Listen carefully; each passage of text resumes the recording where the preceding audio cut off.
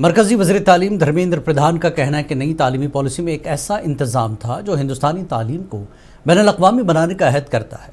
इसके मुताबिक हमने गैर मुल्की यूनिवर्सिटियों के बारे में UGC के तहत रहनुमा खतूत तरमीम की। हमारे मुल्क में 9 गैर मुल्की यूनिवर्सिटियाँ हैं। अगले तालीमी साल तक वो सभी हिंदुस्तान में तदरीसी अमल शुरू कर देंगी।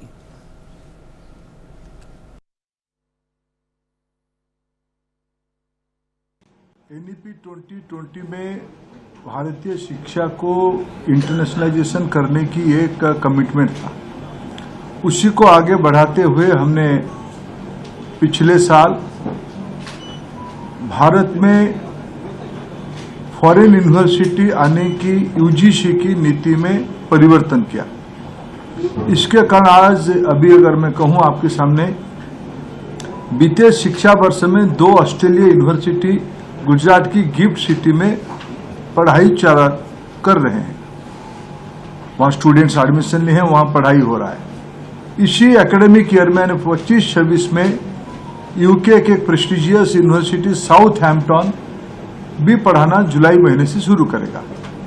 और आज की जो 5 हमने ग्लोबल स्टैंडर्ड्स की यूनिवर्सिटियों को LOI दिए, और पिछले सप्ताह में हम लोगों ने UK के लिवरपूल को भी LOI दिए हैं। ये सब मिला के अब तक 9 foreign university are here in our country.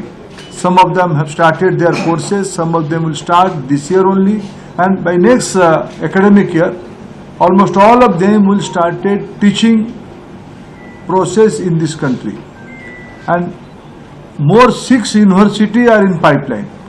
That means our policy has attracted quality foreign university. When I'm talking about quality, they all are within our criteria is they should be within the 500 top of the global standards. I can share you few information in detail. Our colleague can share with you. Lot of them are within 100. Lot of them are within 100. That means India is a education destination. India is a knowledge destination.